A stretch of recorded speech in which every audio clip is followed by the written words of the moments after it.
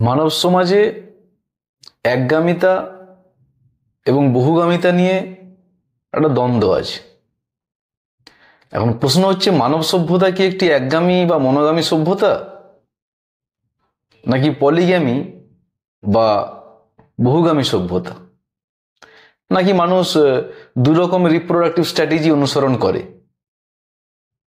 মনে রাখা ভালো, মানুষের প্রেম ও প্রজনন এই যে দুটো কৌশল কেবল জৈবিক প্রক্রিয়া নয়, বরং সামাজিক, সাংস্কৃতিক এবং অর্থনৈতিক কারণগুলির একটি জটিল মিশ্রণ। উদাহরণস্বরূপ, পাশ্চাত্য দেশগুলোতে এই সময়ে বিয়ের বয়স বাড়ছে এবং একাকিত্বের হার বৃদ্ধি পাচ্ছে। এই পরিবর্তনের মূল কারণ হলো শিক্ষার মানের এবং শিক্ষিতের সংখ্যা বৃদ্ধি, তাদের কর্মজীবনের প্রতি জোর এবং সামাজিক মূল্যবোধের পরিবর্তন। অন্যদিকে দেখুন, এশিয়ার অনেক দেশ যেখানে বিয়ে এখনো পরিবারের একটি গুরুত্বপূর্ণ সিদ্ধান্ত হয়ে দাঁড়ায় এবং বিয়ের বয়সও তুলনামূলকভাবে কম। এখন আমরা যদি এই একগামিতা এবং বহুগামিতাকে একটু অন্যভাবে দেখি, জীববিজ্ঞানের দৃষ্টিকোণ, সাংস্কৃতিক দৃষ্টিকোণ, অর্থনৈতিক এবং সামাজিক দৃষ্টিকোণ থেকে দেখি, আমরা কতগুলো জিনিস পাব।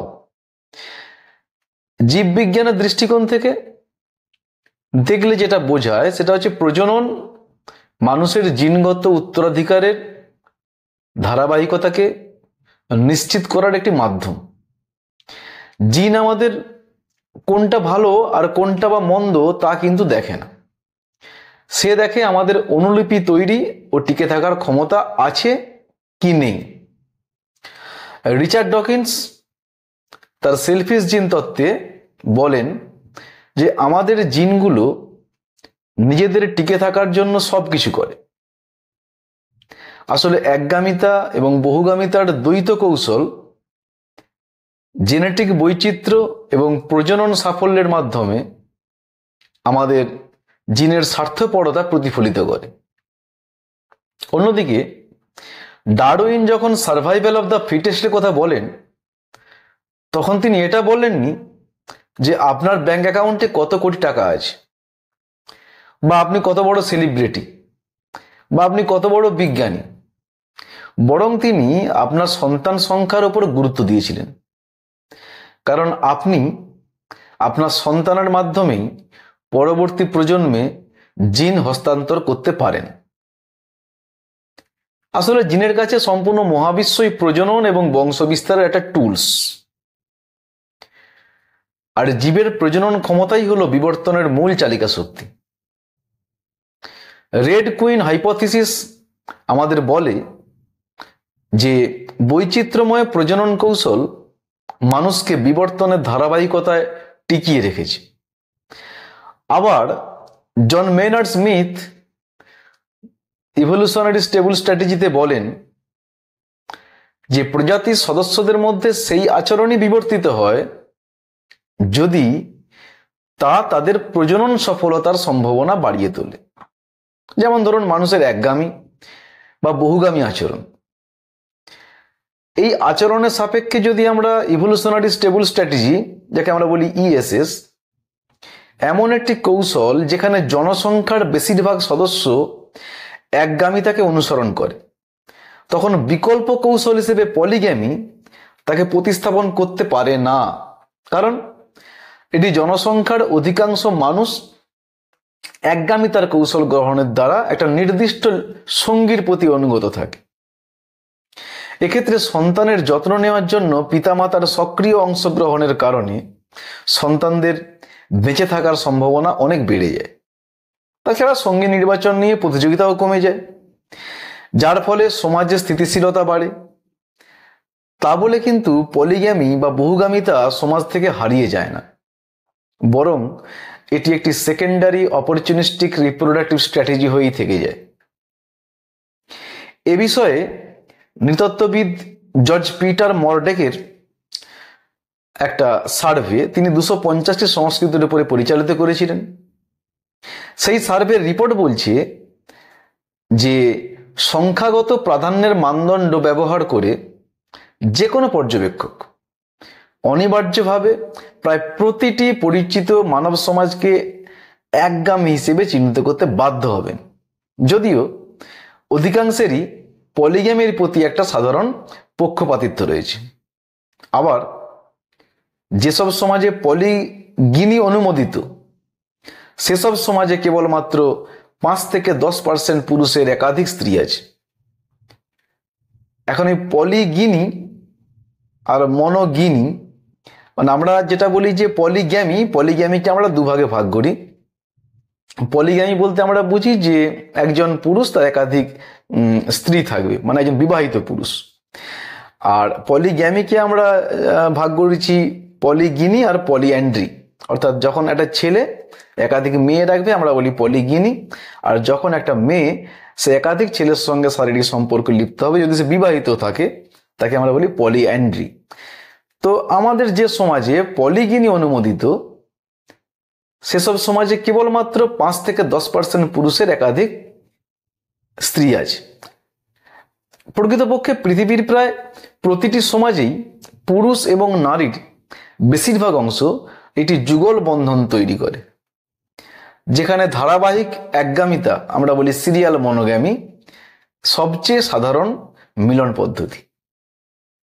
আর যেহেতু মানব পলিগিনি প্রায়শই সামাজিক মর্যাদা এবং তাদের সম্পদের সঙ্গে যুক্ত থাকে, তাই সম্ভবত আমাদের দীর্ঘ শিকারী ও সংগ্রাহক অতীতে, যখন কিনা আমাদের সম্পদ জমা করার কোনো সুযোগ ছিল না, তখন একগামিতা আরো বেশি প্রচলিত ছিল বলে মনে করা হয়। তথাকথিত একগামী সমাজে নারীরা শুধুমাত্র একজন স্বামী গ্রহণ করে,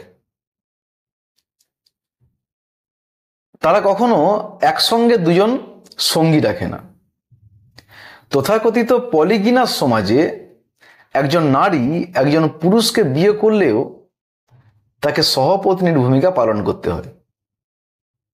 বিশ্বব্যাপী 99.5% সংস্কৃতিতে নারীরা কেবল একজন পুরুষকেই বিয়ে করে থাকে। সুতরাং বলা যায় যে মনোঅ্যান্ড্রি অর্থাৎ এক স্বামী গ্রহণ মানব নারীর জন্য সবচেয়ে প্রচলিত বিবাহের ধরন। তা বলে এটা ধরে নেওয়া ঠিক হবে না যে নারীরা কখনো পুরুষদের হারেম তৈরি করে না। যদিও পলিঅ্যান্ড্রি বিরল, তথাপি মাত্র 0.5% সমাজে একজন নারীকে একসঙ্গে একাধিক স্বামী গ্রহণের অনুমতি দেওয়া হয়। তবে এটি ঘটে সেই পরিস্থিতিতে যেখানে নারীরা খুব ধনী হয়, যেমন নেপালের সমৃদ্ধ তিব্বতী পরিবারগুলি লিমির উচ্চভূমিতে তাদের সম্পত্তি একত্রে রাখতে সংকল্পবদ্ধ ছিল। তারা মনে করত যদি তারা তাদের উত্তরাধিকারীদের মধ্যে ভূসম্পত্তি ভাগ করে দেয়, তবে মূল্যবান সম্পত্তিটি তার মূল্য হারাবে।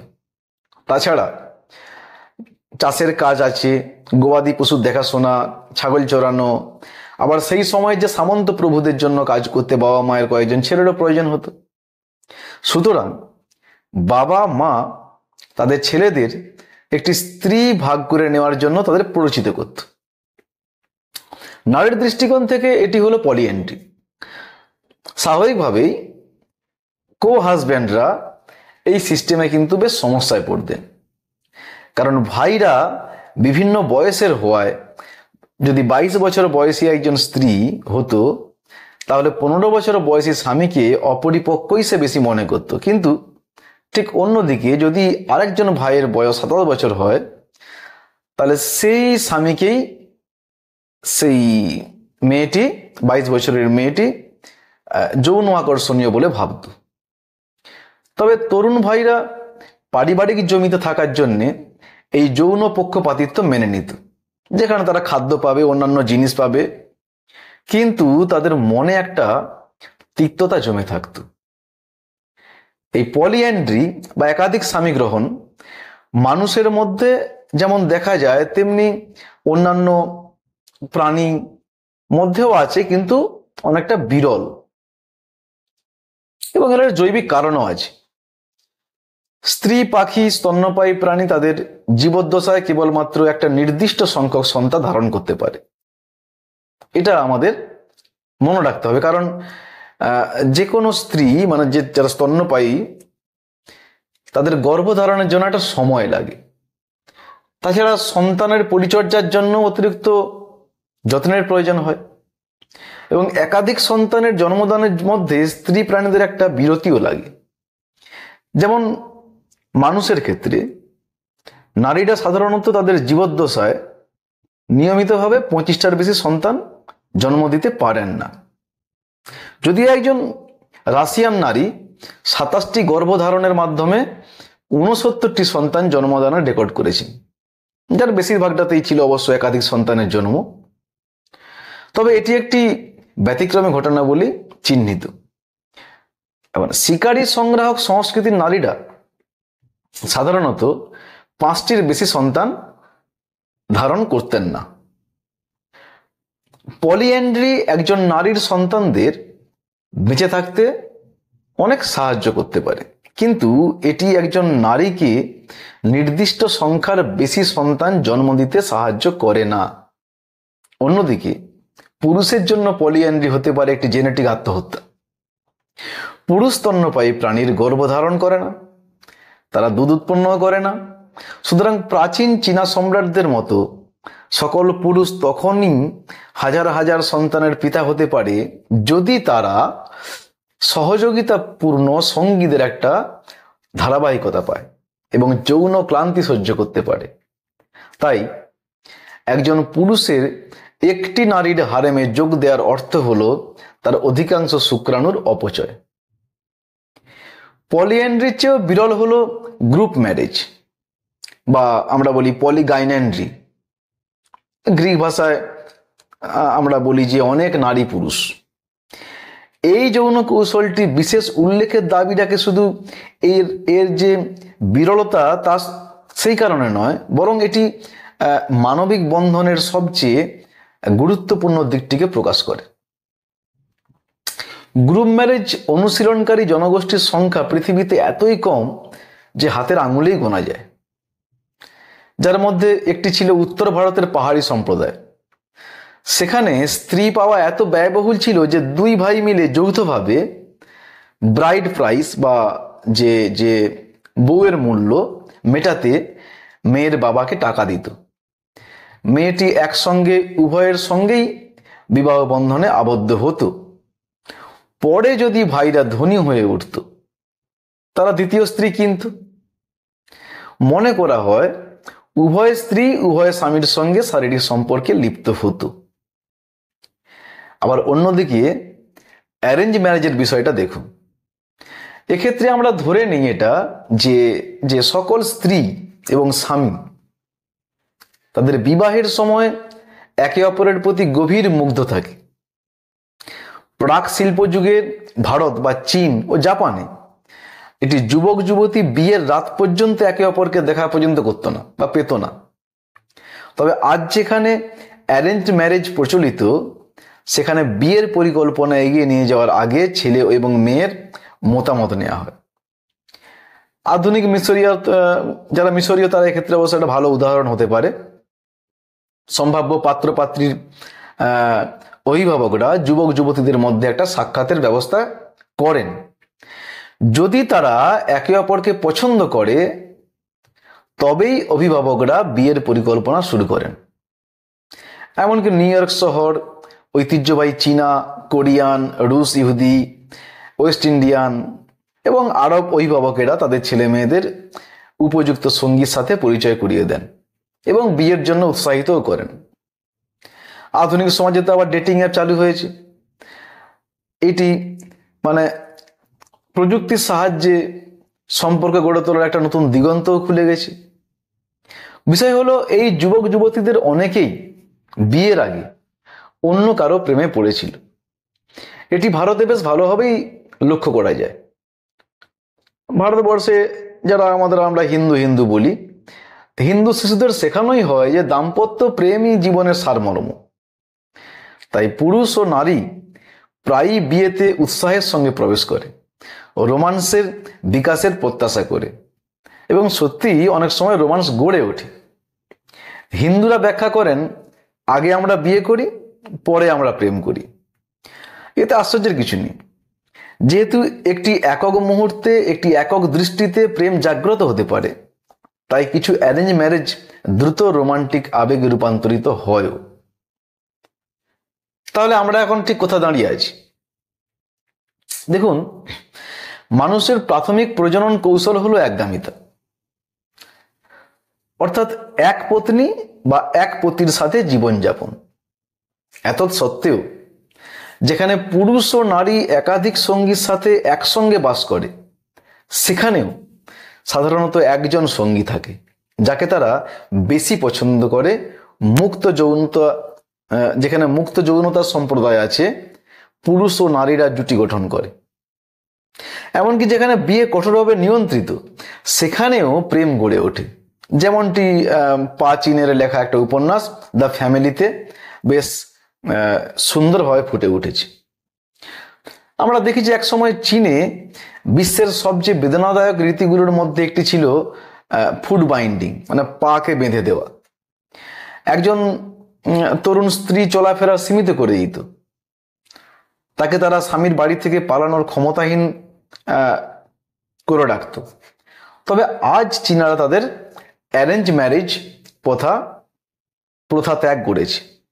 তারা রোম্যান্টিক উপন্যাস কিনছে, আবেগপ্রবণ সুর বাজাচ্ছে, ডেটিং করছে, কখনো ভালোবাসেনি এমন সঙ্গীর সাথে বিবাহ বিচ্ছেদ করছে এবং নিজেরাই সঙ্গী বেছে নিচ্ছে। তারা তাদের এই প্রথাকে বলে মুক্ত প্রেম। যাই হোক, শেষে এটা বলতেই হয়, মানুষের মধ্যে পলিগ্যামি ও পলিঅ্যান্ড্রি অপশনাল। একগামিতাই একটি নিয়ম এবং এটি একটি প্রাকৃতিক। অবশ্য পলিগ্যামি যেমন প্রাকৃতিক, তেমনি পলিঅ্যান্ড্রি বা মনোগ্যামিও আমাদের প্রাকৃতিক। ভালোবাসার বন্ধন মানব সভ্যতার একটা ট্রেডমার্ক। অনেকেই হয়তো একই সঙ্গে দুটো রিপ্রোডাক্টিভ স্ট্র্যাটেজি অনুসরণ করেন। আবার ভবিষ্যতে প্রযুক্তির উন্নতির সাথে সাথে প্রজনন প্রক্রিয়া পরিবর্তিত হতে পারে। জিন সম্পাদন বা কৃত্রিম প্রজননের মাধ্যমে, মানে যত যত যত আমাদের উন্নত প্রযুক্তি আসছে, তো কৃত্রিম প্রজননের মতো প্রযুক্তি প্রজননের প্রচলিত পদ্ধতিগুলোকে পরিবর্তন করতে পারে।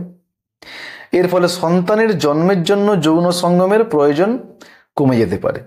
তবে যৌনতা মানুষের জীবনে শুধুমাত্র কিন্তু প্রজননের জন্য নয়, বরং সম্পর্কের গভীরতা এবং মানসিক সংযোগের জন্য গুরুত্বপূর্ণ। তাই ভবিষ্যতে যৌনতা বিনোদনের একটি গুরুত্বপূর্ণ অংশ হিসেবে থেকে গেলেও প্রযুক্তি এবং সমাজের পরিবর্তনের সাথে সাথে সম্পর্কের ধরন এবং প্রজনন পদ্ধতি পরিবর্তিত হতে পারে। এবার সময় বলবে আমরা কোন দিকে যাব। মানে সবই প্রাকৃতিক, তবে যেটা ইভলিউশনারি স্টেবল স্ট্র্যাটেজি মতে আমাদের যেটা এখন সবচেয়ে বেশি মানুষ ফলো করেন সেটা হচ্ছে একগামিতা। কিন্তু আমাদের যেভাবে প্রযুক্তির বিকাশ হচ্ছে, আমাদের হাতে হাতে স্মার্টফোন এসে গেছে, ল্যাপটপ এসে গেছে, তো আমরা এখন ভার্চুয়াল বিশ্বে বেশি সময় বিরাজ করি। সেখানে দেখা যাবে হয়তো যে একগামিতার বদলে হয়তো আস্তে আস্তে করে পলিগ্যামি তে হয়তো মানুষ বেশি ঢুকছে। সেটা সময়ই বলে দেবে। সবাই ভালো থাকবেন। নমস্কার।